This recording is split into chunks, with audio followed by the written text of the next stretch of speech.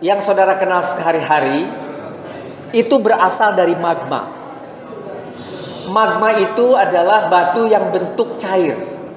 Pada saat kena temperatur rendah, dia akan mengkristal menjadi batu yang keras.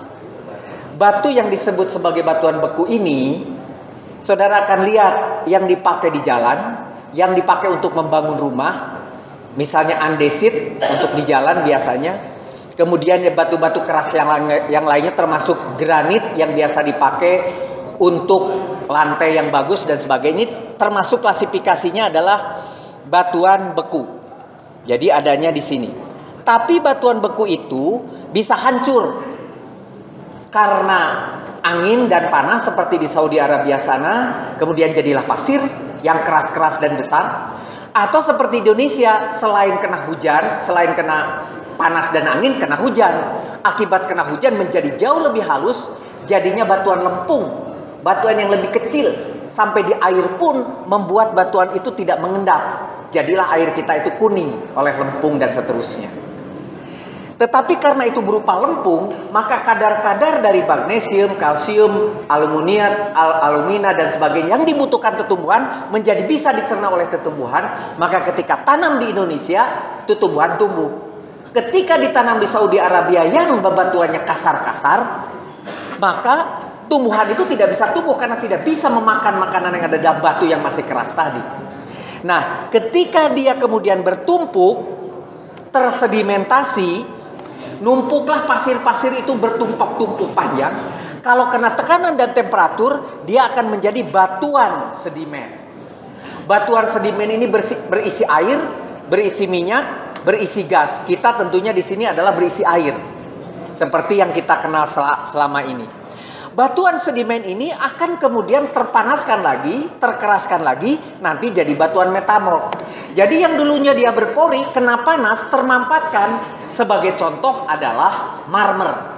Saudara pernah pakai marmer pada tahun 70, 60, tahun 50. Marmer itu bagus, tapi kalau sudah kena kopi, warna kopi akan nempel di marmer. Karena memang marmer masih berpori-pori, seperti batuan sedimen. Tapi berbeda dengan batuan beku, yaitu batuan yang sebelah kiri, di mana granit yang biasa dipakai di hotel atau di bank-bank, kalau kena air, airnya tidak akan pernah masuk. Tetapi sangat keras. Tapi dengan teknologi pemotongan dan slip yang bagus, batuan granit pun bisa dipakai dan tentunya jauh lebih mengkilat dibanding dengan batuan dari marmer. Begitu. Maka kalau kita lihat sederhananya, dari batuan beku berubah menjadi batuan sedimen, berubah menjadi metamorf. Kalau ternyata masuk lagi ke dalam tanah, kena panas, dia mencair lagi, jadi magma lagi. Setelah jadi magma lagi, keluar lagi ke bumi, jadi batuan beku lagi. Jadi ini terjadi siklus. Seperti halnya manusia, hidup, mati, seperti juga tumbuhan, hidup, mati, hidup lagi, mati, terus begitu, berputar. Ini juga sama, batu juga sama. Tetapi kalau umur manusia itu umurnya pendek, kalau ini umurnya jutaan tahun. Jadi kalau menurut kita, batu ini hari ini batuan beku, ya besok batuan beku, 100 tahun masih batuan beku. Tapi nanti setelah sekian juta tahun dia bisa berubah menjadi magma lagi, bisa berubah lagi menjadi batuan metamorf dan seterusnya berputar. Mari kita lihat siklus bebatuan ini yang ada di dalam Al-Quran, dibaca di dalam surat Az-Zariyat ayat ke-20. Dan di bumi itu terdapat tanda-tanda kekuasaan Allah bagi orang-orang yang yakin. Tanda-tanda apa? Di dalam ceramah saya yang sebelumnya saya mengatakan salah satu tandanya adalah bahwa kulit bumi itu terperbaharui. Kulit bumi itu tidak tetap. Sejak dilahirkan bumi ini berubah batuannya. Ada batuan beku, batuan sedimen terus berubah. Cuma di permukaan saja. Nah kemudian di dalam surat Al-Hijr ayat ke-19. Dan kami telah menghamparkan bumi dan menjadikan gunung-gunung. Menjadikan gunung-gunung itu karena magmanya keluar. Menghamparkan karena sedimentasi. Terjadi batuan beku, terjadi batuan sedimen, terjadi batuan metamorf. Begitu berputar. Putaran-putaran itu kemudian digambarkan lagi di dalam surat An-Nahl ayat ke-15. Dan dia menancapkan gunung-gunung di bumi supaya bumi itu tidak goncang bersama kamu. Karena gunung yang terbentuk itu pasti mengandung bebatuan hasil daripada magma yang sangat keras. Sehingga tentunya di gunung jauh lebih keras. Maka kalau saudara membangun sebuah rumah pas di kaki gunung atau di batuan yang keras, maka dia tidak akan roboh. Tetapi kemudian ketika saudara membangun di daerah yang lembek, maka saudara harus menancapkan pail atau pasak sampai ketemu batuan keras. Maka saudara juga tidak akan punya masalah dengan itu. Berikutnya di surat Al-Anbiya ayat ke-31. Dan kami telah jadikan di bumi gunung-gunung yang kokoh supaya bumi ini tidak goncang. Ini gambarannya. Kalau saudara lihat di sini, ini tadi yang saya cerita magma. Magma itu kemudian keluar, kemudian jadilah batu yang keras, kemudian dia turun kemari menjadi batuan sedimen. Dan kemudian batuan sedimen ini kalau kemudian terdesak masuk ke dalam tanah karena lempengnya bergerak, maka terpanasi, jadilah batuan marmer tadi atau metamorf. Jadi lagi magma, naik lagi jadi batu keras, turun lagi jadi batu pasir, turun lagi jadi batuan metamorf, masuk lagi jadi magma, terus berputar. Malah ada sebagian di sini yang kemudian membentuk pegunungan, karena ini dia bergerak ke bawah. Kalau ini di laut, maka ini ada tanah yang turun yang disebut dengan trends atau dengan palung namanya, seperti di daerah Sulawesi sana. Itu adalah daerah yang turun, yang bertabrakan. Sehingga di sana pasti banyak terjadi gempa. Akibat terjadi gempa banyaklah pegunungan.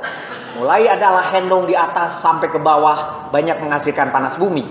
Begitu juga di selatan Jawa. Selatan Jawa juga sama. Terjadi penujaman di Laut Hindia, sehingga di sepanjang selatan Jawa ada pegunungan, ada derajat, ada panas bumi yang lainnya yang kemudian bisa dimanfaatkan. Begitu juga selatan Sumatera. Saudara lihat ada bukit barisan mulai dari Sibayak sampai ke bawah, semua mengandung pegunungan dan panas. Nah, sedangkan nanti di bagian utara daripada Sumatera, utara dari Jawa, posisinya yang ini, yaitu pantai yang jauh dari pegunungan, karena pegunungan ada di selatan. Lari ke utara tinggal pasir-pasir yang dibawa oleh sungai. Dan kemudian disinilah mengendap di sepanjang pantai Jawa Utara atau Sumatera bagian utara berjuta-juta tahun dan mengandung bahan-bahan hidrokarbon sehingga suatu hari bisa kita ambil menjadi minyak dan gas. Maka sejak Aceh Selatan, Rantau, Palembang, Dumai, tempatnya Pak Bahtiar, kemudian terus sampai ke bawah sini, sampai ke Cirebon, sampai ke utara Madura, semua mengandung minyak dan gas. Karena di situ hanya ada batuan pasir, hanya ada batuan sedimen yang tidak ada pegunungannya. Dan itu terus kemudian berputar sepanjang zaman. Ini contohnya adalah lava yang keluar asalnya berupa cair, kalau kena dingin dia berupa batu yang keras.